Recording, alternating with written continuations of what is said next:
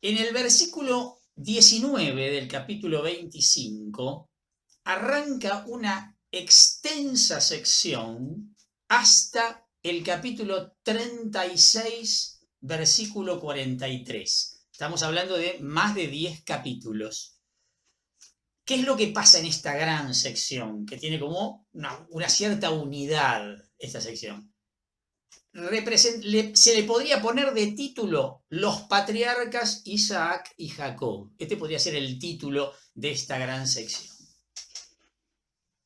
Se ha conservado muy poco de las tradiciones referentes a Isaac, y lo que se refiere a él, que es lo que vamos a ver enseguida en el capítulo 26, solo es una serie de noticias que encontramos también en el ciclo de Abraham.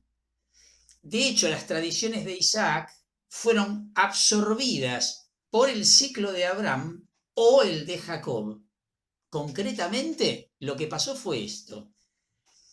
Sin embargo, a pesar de esto, la tradición sacerdotal, o bien el redactor final que tomó la tradición sacerdotal como línea conductora, le concedió un gran relieve a Isaac, haciendo que gran parte de los relatos de la persona que cuentan en realidad la historia de Jacob aparezcan como la historia familiar o descendencia de Isaac, la famosa palabrita de la tradición sacerdotal, ¿no? Toledot, que la venimos escuchando desde el capítulo 5, del capítulo 1, perdón, del Génesis, ¿sí?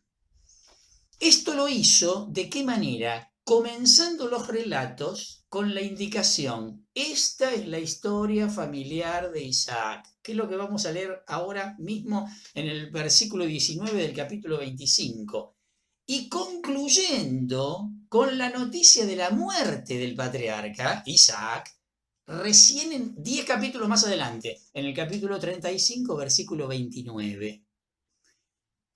Concretamente, como lo acabo de decir, la única referencia de todos estos capítulos explícitamente a Isaac la vamos a encontrar nada más que en el capítulo 26. Sin embargo, toda esta sección está concebida como la historia familiar de Isaac. Lo mismo va a pasar, lo veremos cuando lleguemos en su momento, también de la tradición sacerdotal, con lo que conocemos como la historia de José, que está ubicada entre los capítulos 37 al 50, con lo que termina, ahí termina el libro de el Génesis. Igualmente la historia de José, en el versículo 2, digo bien, del capítulo 37, es considerada como la historia, otra vez Toledot, de Jacob. Y en el capítulo 49, cuando está por terminar la historia de José, la noticia de la muerte de Jacob. El mismo esquema, el mismo esquema. Acá arranca la historia de Isaac y donde está terminando el ciclo de Jacob, en realidad, porque cuenta toda la historia de Jacob, aparece la noticia de la muerte de Isaac. Y con José pasa exactamente lo mismo. Parecería que el protagonista va a ser Jacob, pero no, el protagonista de la historia va a ser José, de todos esos últimos capítulos del libro del Génesis. Curiosidad, curiosidad, se le quiso dar esta relevancia. Ahora vamos a decir algo más, seguramente. Vamos a leer el texto. Vamos a leer primeramente capítulo 25 del 19 al 34. Esta es la descendencia de Isaac, el hijo de Abraham. Abraham fue padre de Isaac, el cual a los 40 años se casó con Rebeca, hija de Betuel, el arameo de Padam Aram, y hermana de Labán, el arameo. Isaac oró al Señor por su esposa, que era estéril. El Señor lo escuchó y su esposa Rebeca quedó embarazada. Como los niños se chocaban el uno contra el otro dentro de su seno, ella exclamó: si las cosas tienen que ser así, ¿vale la pena seguir viviendo? Entonces fue a consultar al Señor. Y él le respondió: en tu seno hay dos naciones, dos pueblos se separan desde tus entrañas. Una será más fuerte que el otro, y el mayor servirá al menor. Cuando llegó el momento del parto, resultó que había mellizos en su seno. El que salió primero era rubio y estaba todo cubierto de vello, como si tuviera un manto de piel. A este lo llamaron Esaú. Después salió su hermano, que con su mano tenía agarrado el talón de Esaú. Por ello lo llamaron Jacob. Cuando nacieron, Isaac tenía 60 años. Los niños crecieron. Esaú se convirtió en un hombre agreste, experto en la caza. Jacob, en cambio, era un hombre apacible y apegado a su carpa.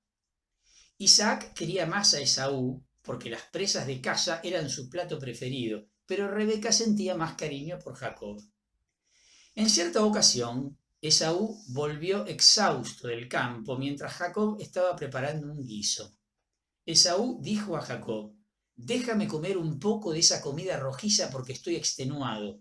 Fue por eso que se dio a Esaú el nombre de Edom. Pero Jacob le respondió: «Dame antes tu derecho de hijo primogénito». «Me estoy muriendo», dijo Esaú, «¿de qué me servirá ese derecho?». Pero Jacob insistió: «Júramelo antes». Él se lo juró y le vendió su derecho de hijo primogénito. Jacob le dio entonces pan y guiso de lentejas. Esaú comió y bebió. Después se levantó y se fue. Así menospreció Esaú el derecho que le correspondía por ser el hijo primogénito. Los relatos contenidos en esta sección proceden de la tradición yavista con inserciones pocas tomadas de la tradición sacerdotal. Concretamente, los versículos, los de tradición sacerdotal, los versículos 19, 20 y la segunda parte del versículo 26. El resto es de tradición yavista. Estos relatos sirven de transición e introducción, en realidad, como dijimos hace un ratito, a la historia de Jacob.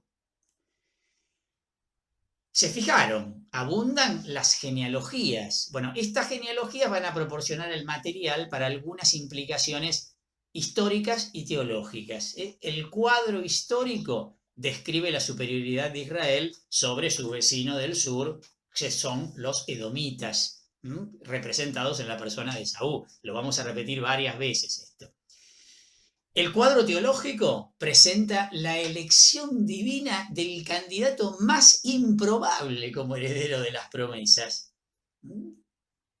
¿Quién es? Jacob.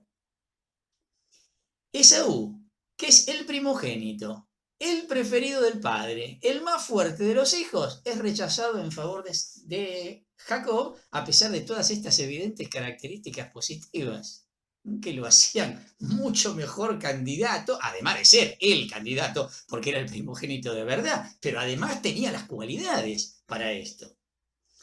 La absoluta gratuidad de la elección divina es un tema constante de la tradición yavista. Quedó claro en los relatos de Isaac, quedará claro en los relatos de José, bueno, además de acá, obviamente, ¿no? Y quedará claro después en la historia de Israel, ¿no? En este breve relato, que recuerda el nacimiento y los primeros años de Jacob, este elemento divino está presentado de manera magistral. Bueno, como nos tiene acostumbrados la tradición yavista. Analicemos, como hacemos siempre, algunos versículos en particular. 19, 20, dijimos que era de tradición sacerdotal. Esta es la descendencia de Isaac, el hijo de Abraham. Abraham fue padre de Isaac, el cual a los 40 años se casó con Rebeca, hija de Betuel, el arameo de Padán Aram, y hermana de Labán, el arameo. Introducen, como dijimos recién, lo que sigue hasta la muerte de Isaac, que va a aparecer en el capítulo 35, versículo 29. Lógicamente, el sacerdotal presenta a Rebeca como hija de Betuel.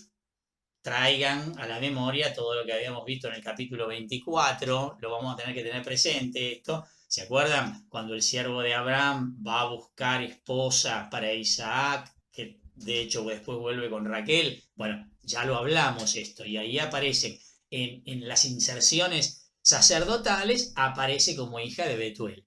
Y además es el único que señala como lugar de origen a Padán Aram. ¿Se acuerdan? Todo esto igual que en el capítulo 24. Igualito. Sigo. Versículo 21 al 23. Isaac oró al Señor por su esposa, que era estéril. El Señor lo escuchó y su esposa Rebeca quedó embarazada. Como los niños se chocaban el uno contra el otro dentro de su seno, ella exclamó, si las cosas tienen que ser así, ¿vale la pena seguir viviendo? Entonces fue a consultar al Señor. Y él le respondió, en tu seno hay dos naciones, dos pueblos se separan desde tus entrañas. Uno será más fuerte que el otro y el mayor servirá al menor. Lo que se explicó de Abraham en varios capítulos ahora se dice de Isaac en unos cuantitos versículos, poquitísimos. Sus hijos son también, al igual que en el caso de Abraham, fruto de la fe. Rebeca concibe, de hecho, en respuesta a la oración de Isaac. No está claro el significado preciso de la observación que aparece en el versículo 22 sobre lo que piensa Rebeca. El sentido general indicaría que durante el embarazo ocurrió algo que ocasionó, que fue justificativo para hacer esta consulta al Señor. El lugar de la consulta no está especificado, podría ser alguno de los santuarios, probablemente Beersheba, nada más que hipotético. La respuesta por parte de Dios está dada en forma de oráculo y presenta anticipadamente dos de las contradicciones que van a aparecer en los relatos siguientes. El hermano mayor y más fuerte servirá al menor y más débil. Lo que señalábamos recién como una obvia contradicción, ¿no? Sigo con el versículo 24 al 26. Cuando llegó el momento del parto, resultó que había mellizos en su seno. El que salió primero era rubio, estaba todo cubierto de vello, como si tuviera un manto de piel. A este lo llamaron Esaú. Después salió su hermano, que con su mano tenía agarrado el talón de Esaú. Por eso lo llamaron Jacob. Cuando nacieron, Isaac tenía 60 años. El relato del nacimiento deja en claro el gusto que tienen los semitas por las etimologías, lo que decíamos al principio, que había varias. La indicación de que el primer niño era rubio, Admoní en hebreo, está evidentemente relacionada con el nombre Edom, pero no se menciona aquí. La indicación bien puede ser una glosa, o también puede suceder que el yavista, sabiendo que sus lectores asociarían naturalmente el nombre con la piel oscura de los edomitas, no quiso explicitar acá la etimología, por lo que iba a decir más tarde en el versículo 30, donde Edom está relacionado con la comida roja. Probablemente, es más probable esta segunda que sea una glosa. La conexión de Esaú con que estaba todo cubierto de vello, en hebreo esto se dice que aderet sear. La expresión no es clara, pero podría ser una alusión, ya que sear, por similitud con Seir, que era el antiguo nombre de Edom, donde habitaban de hecho, los descendientes de Esaú. Podría ser que venga por este lado el juego acá etimológico. La etimología de Jacob es más clara, seguramente derivada de Aked, que significa talón. Ahí es mucho más evidente. En esta referencia a Jacob, el yavista ve el cumplimiento inicial del oráculo del versículo 23, que habíamos visto hace un ratito, ¿no? La segunda parte del versículo 26, otra inserción de la tradición sacerdotal, es un detalle cronológico típico que acentúa el tema del elemento divino, ¿no? Tras 20 años de esterilidad, recuerden que el versículo 20 había dicho que cuando se había casado con Rebeca, Isaac tenía 40 años. O sea, pasaron 20 años de esterilidad y finalmente Rebeca quedó embarazada. Versículos 27 al 28. Los niños crecieron, Esaú se convirtió en un hombre agreste, experto en la caza, Jacob en cambio en un hombre apacible, apegado a su carpa. Isaac quería más a Esaú porque las presas de caza eran su plato preferido, pero Rebeca sentía más cariño por Jacob. Acá se reflejan las relaciones frecuentemente tensas entre los cazadores nómadas y los pastores sedentarios. Esto ya viene de Caín y Abel, ¿sí? Ya nos tiene acostumbrados esto. El hecho de que Isaac prefiera a Esaú es una razón obvia para suponer que éste recibiría la herencia. La preferencia de Rebeca por Jacob anticipa el relato del capítulo 27, donde Jacob le robará finalmente la primogenitura a Esaú con la ayuda de la madre. En cierta ocasión, versículo 29, Esaú volvió exhausto del campo mientras Jacob estaba preparando un guiso. Esaú dijo a Jacob: déjame comer un poco de esa comida rojiza porque estoy extenuado. Fue por eso que se le dio el nombre de Edom, lo que dijimos recién, ¿no? Acá estamos al versículo 30. Pero Jacob le respondió: dame antes tu derecho de hijo primogénito. Me estoy muriendo, dijo Esaú, ¿de qué me servirá ese derecho? Pero Jacob insistió: júramelo antes. Él se lo juró y le vendió su derecho de hijo primogénito. Jacob le dio entonces pan y hizo de lentejas. Esaú comió y bebió. Después se levantó y se fue. Así menospreció Esaú el derecho que le correspondía por ser el hijo primogénito. Hay quienes opinan que estos versículos pertenecen a la tradición eloísta. Hay elementos para pensarlo, pero el relato está muy bien armado. Es raro que esto sea una inserción, y además tiene todo el aire que ya nos tiene acostumbrado, como decimos siempre, de la tradición yavista. La razón es razonable, valga la redundancia. ¿Por qué?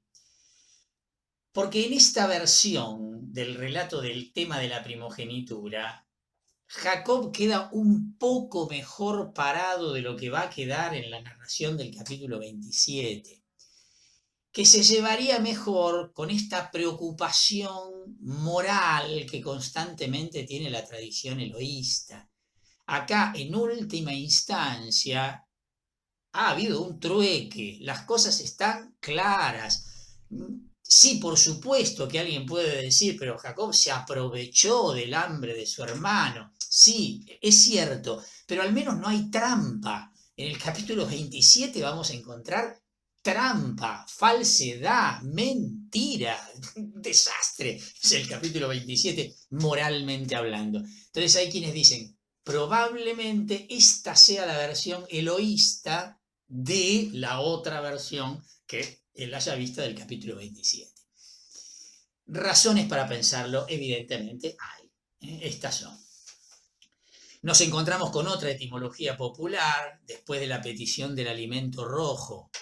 Ahí Esaú dice, en el texto hebreo, dice en dos oportunidades Hadom, Hadom, que la repetición indica como la avidez de Esaú, ¿no? Adón obviamente justifica el nombre de Edom. El derecho de primogenitura deseado por Jacob, ¿qué le estaría asegurando? Parte doble de la herencia. Lo dice, lo estipula el libro del Deuteronomio, capítulo 21, del versículo 15 al 17. El ser primogénitos tenía obviamente sus privilegios. En la segunda parte del versículo 34, el yavista hace un juicio sobre Esaú. Lo describe como un hombre codicioso que solo piensa en el presente. Lo pinta feo, lo pinta mal. Por otra parte, como decíamos recién, la conducta de Jacob, aunque no es muy loable, es cierto, pero está de acuerdo con el plan divino y de hecho no va a ser objeto de ningún juicio negativo. Empezamos con el capítulo 26. Luego, aquella región volvió a padecer hambre, aparte de la que había padecido anteriormente en tiempos de Abraham, e Isaac se fue a Gerar, donde estaba Abimelec, el rey de los filisteos. El Señor se le apareció y le dijo: no bajes a Egipto, quédate en el lugar que yo te indicaré. Ahora residirás por un tiempo en este país extranjero, pero yo estaré contigo y te bendeciré, porque te daré todas estas tierras a ti y a tu descendencia para cumplir el juramento que hice a tu padre Abraham.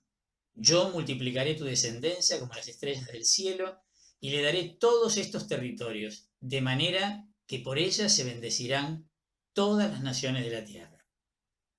Haré esto en premio a la obediencia de Abraham, que observó mis órdenes y mis mandamientos, mis preceptos y mis instrucciones.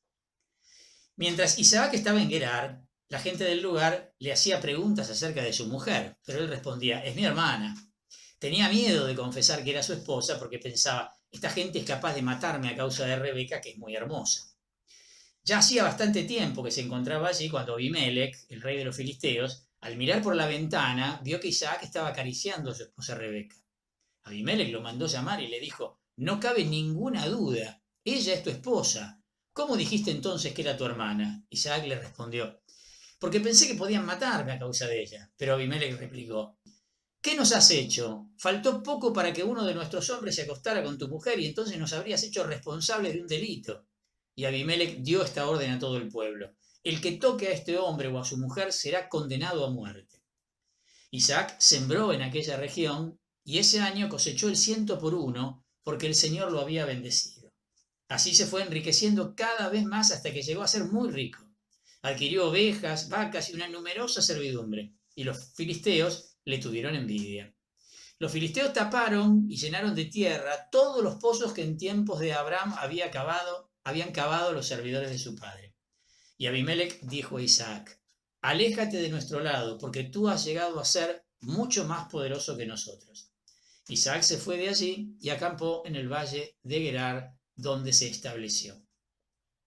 Enseguida abrió de nuevo los pozos que habían sido cavados en tiempos de su padre y que los filisteos habían tapado después de la muerte de Abraham, y los llamó con los mismos nombres que les había dado su padre.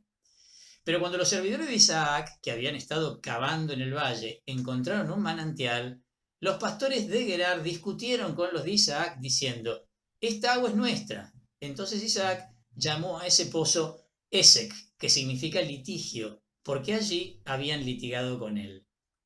Después cavaron otro pozo y volvió a producirse un altercado a causa de él. Por eso Isaac lo llamó Sitná, que significa hostilidad. Luego siguió avanzando y cavó otro pozo más, pero esta vez no hubo ningún altercado. Entonces le puso el nombre de Rehobot, que significa campo libre, porque dijo, ahora el Señor nos ha dejado el campo libre para que podamos prosperar en esta región.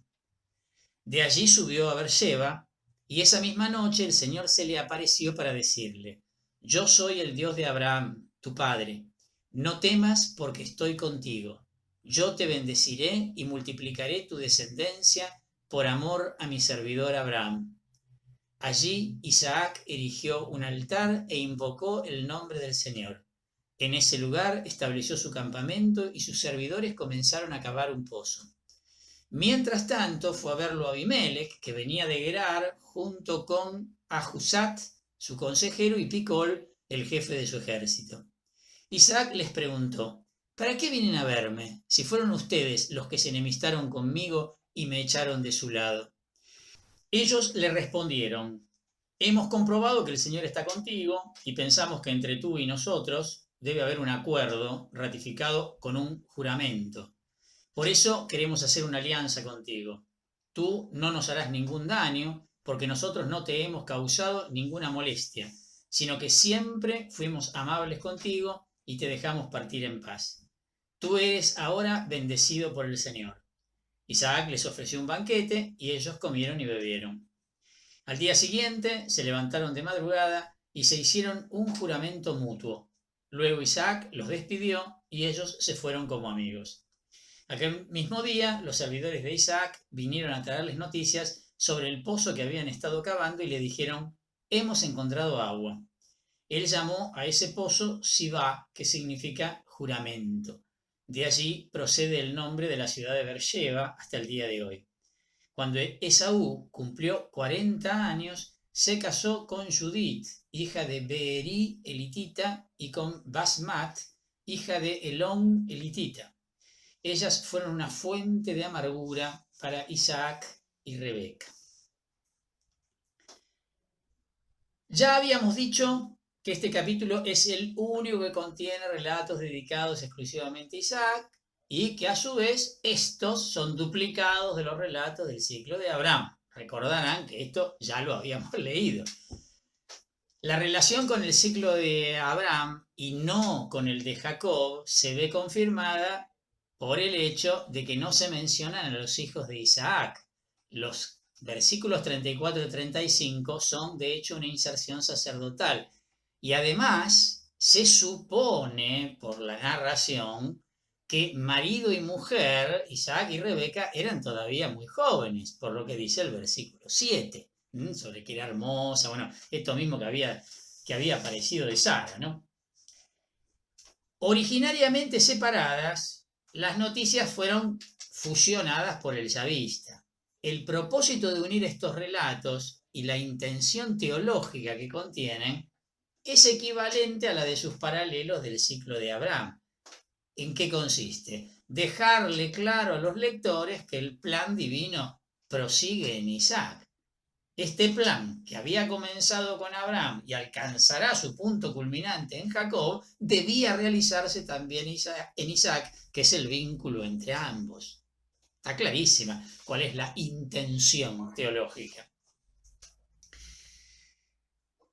Los primeros versículos, de los versículos del 1 al 5, son una unidad estrictamente teológica y que le va a dar el tono en realidad al resto. Tiene algunas incongruencias que indican que seguramente el material fue reelaborado. En el versículo 1 decía, luego aquella región volvió a padecer hambre, y ahí hay una glosa, evidentemente hay un agregado, aparte de la que había padecido anteriormente en tiempos de Abraham. E Isaac fue a Gerar, donde estaba Abimelech, el rey de los filisteos. Ahí hay un menjunje tremendo. De repente hay una aparición divina, versículo 2. El Señor se le apareció y le dijo, no bajes a Egipto. ¿De dónde sale esto? Quédate en el lugar que yo te indicaré. Ahora residirás por un tiempo. Y bueno, y viene todo el tema de la bendición. A ver, originariamente, el primer versículo seguramente empalmaría con el versículo 6, que dice, mientras Isaac estaba en Gerar, lo vamos a retomar enseguida. Quizá la referencia a la primera hambre, esto que les decía que podía ser una glosa, que está haciendo clara referencia al relato de Abraham. ¿Se acuerdan del capítulo 12, versículo 10? Donde Abraham baja a Egipto por el tema del hambre, que es lo que ocasiona el famoso viaje donde dice que es la hermana, y todo esto. ¿Qué es lo que provocó? Que cuando se añadieron los versículos 2 y 3, seguramente se retocó el versículo 1 para dar ocasión a las palabras del Señor. Bueno, evidentemente esto es lo que decíamos recién con las notas que hay de reelaboración en este texto. La adición terminó provocando una discrepancia entre los versículos 1 y 2, evidente. Las palabras divinas son un mosaico de textos que recuerdan y renuevan todo lo que ya habíamos escuchado que Dios le había dicho a Abraham. De todo lo que Dios le dijo a Abraham, se armó esto que está dicho acá para la persona de Isaac. Los versículos, la segunda parte del versículo 3 hasta el versículo 5 son como una ampliación de la sencillita bendición que aparece en la primera parte del versículo 3, que hubiese bastado y sobrado, pero bueno, está ampliado en los otros dos versículos que le siguen. Continúa el versículo 6. Mientras Isaac estaba en Gerar, no lo leo. Ya este relato lo hemos leído en realidad ya 2 veces. Recuerden, tenemos el relato yavista del capítulo 12, versículo 10, que lo tiene como protagonista Abraham, y tenemos además el relato eloísta del capítulo 20. ¿Se acuerdan? Que lo tiene también como protagonista Abraham, mucho más parecido a este porque, al igual que en este del capítulo 26, se da en el marco de Gerar y aparece Abimelech como rey. Hay muchos más elementos de sintonía con el del capítulo 20 que con el del capítulo 12. Comparado con los otros dos, este relato, por la naturalidad y el desarrollo armonioso que tiene literariamente este texto, invita a pensar que estaríamos ante el texto original. los otros serían duplicados de este. La mayoría de los estudiosos ha concluido esto. Tampoco es una afirmación para poner las manos en el fuego, pero todo lleva a pensar en esto. En el contexto actual, especialmente por esto que decíamos de los primeros versículos, prevalece la intención religiosa. ¿Cuál es esta intención religiosa? La protección divina de la esposa del patriarca, a quien había sido hecha la promesa. Este motivo fue ampliado y explicitado al ser atribuido también a Abraham. Si es como dijimos recién, que estamos ante el relato original, ante la historia original. Luego de esto viene esta otra historia del tema de los pozos. Tampoco la voy a leer. Leímos un relato muy similar, supongo que se deben acordar, teniéndolo como protagonista Abraham, en el capítulo 21, versículos 22 al 34. El redactor, consciente de las semejanzas con el relato del capítulo 21, buscó conciliar los dos relatos añadiendo los versículos 15 y 18 que hacen referencia a los pozos de Abraham, que de hecho no aportan nada al desarrollo del relato. Evidentemente son un añadido para hacerlo coincidir, para que el lector referencie lo del capítulo 21. La mención de la cosecha del versículo 12 no representa una contradicción que a primera vista parecería que fuera, ¿no? Porque los pastores seminómadas, que residían con sus rebaños en un lugar concreto durante algún tiempo, solían realizar alguna actividad agrícola, aunque de forma limitada, pero no es una incoherencia que se hable de esto, o no necesariamente es una incoherencia. La hostilidad de los filisteos, un claro anacronismo, como ya lo venimos señalando cada vez que aparecen los filisteos, habían aparecido ya en el capítulo 21, volverán a aparecer en el capítulo 26. Esa hostilidad fue motivada, al parecer, por la prosperidad de Isaac, que se la describe de manera grandilocuente en el versículo 13, en el versículo 14, en el versículo 16. Esta hostilidad aumenta todavía más por culpa de la disputa sobre la propiedad de los pozos. La partecita que va del 19 al 21, de ahí sus nombres, ¿vieron, no? Otra vez seguimos con las etimologías. Esek, contienda, y Sitna, hostilidad. El tercer intento de Isaac con respecto a los pozos tiene más éxito, versículo 22. Con ese pozo no hay ninguna disputa y por eso es denominado Rehobot, que significa como espacios amplios, o lugar amplio, donde se hace el juego de palabras. Una vez más, estas antiguas etimologías que provienen de nuestras distintas tradiciones sirvieron de vehículo para destacar el mensaje teológico de la promesa de la tierra. Todas están al servicio del mismo objetivo. La parte que va del versículo 23 al 33, de allí subió a Beersheba y esa misma noche el Señor se le apareció para decirle: yo soy el Dios de Abraham, tu padre, no temas, etcétera, etcétera, etcétera. El relato paralelo de este incidente se encuentra también en el capítulo 21, del versículo 22 al 34, donde lo teológico está mucho más acentuado que acá. Las promesas son renovadas en una teofanía, nuestro versículo 24, que explica a su vez la erección del altar, del versículo 25. Todo esto es paralelo con el capítulo 21. Después, si no se acuerdan, lean los dos capítulos juntitos y van a ver las similitudes que hay entre uno y otro, ¿no? La presencia de Abimelech y Picol es igual a la que aparece en el capítulo 21 y 22, pero acá aparece un nuevo personaje, este Ahuzat, amigo o consejero del rey, un elemento nuevo. El hecho de que el rey reconozca la posición favorecida o bendecida de Isaac en el versículo 28 representa como un cumplimiento anticipado de la promesa de que todas las naciones iban a ser bendecidas en sus descendientes. de la segunda parte del versículo 24, de este mismo capítulo estoy hablando, donde decía, yo multiplicaré tu descendencia como las estrellas del cielo y le daré todos estos territorios de manera que por ella se bendecirán todas las naciones de la tierra. Bueno, la aceptación de la alianza por parte de Isaac queda confirmada por el banquete de alianza que sigue en el versículo 30. El compartir la comida y la bebida indicaba la existencia de un vínculo de amistad entre la gente, ¿no?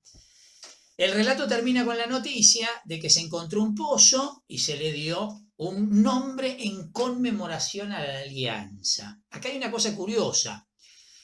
El nombre Sibá, que significa 7, el texto masorético lo traduce de esa manera y que evidentemente fue influido por el capítulo 21, los versículos 28 al 31. La traducción de los 70 leyó Seboá, que significa juramento, que está más de acuerdo con el contexto. Por eso es que la mayoría de las traducciones, incluida la nuestra, el libro del pueblo de Dios, traduce la palabra por juramento. Estas distintas etimologías del nombre de Beersheba muestran la importancia que tenía como centro de culto, claramente. Versículos 34-35, cuando Esaú cumplió 40 años, se casó con Judith y con Basmat. La adición, como les había dicho hace un ratito, está tomada de la tradición sacerdotal que menciona estas dos mujeres hititas de Esaú. En realidad esto habría que unirlo al capítulo 27, donde se vuelve a hacer referencia a las esposas de Esaú. Acá aparece como sin demasiado sentido esta noticia. Los nombres además no coinciden totalmente con los que se van a mencionar en el capítulo 36, versículo 1 al 3, donde hay un resumen de la descendencia de Esaú. Y además el tema de la enemistad entre Esaú y Jacob, que está como de fondo, que va a ser explicitado por la tradición sacerdotal en el capítulo 28, va a diferir, o difiere, mejor dicho, de la tradición ya vista del capítulo 27, que lo vamos a ver enseguida. A pesar de su origen hitita, las mujeres curiosamente tienen nombres semitas, una curiosidad, y también es curioso que Esaú, lo mismo que Isaac, que se había dicho de Isaac en el capítulo 25, versículo 20, ambos se casaron a la edad de 40 años, coincidentemente.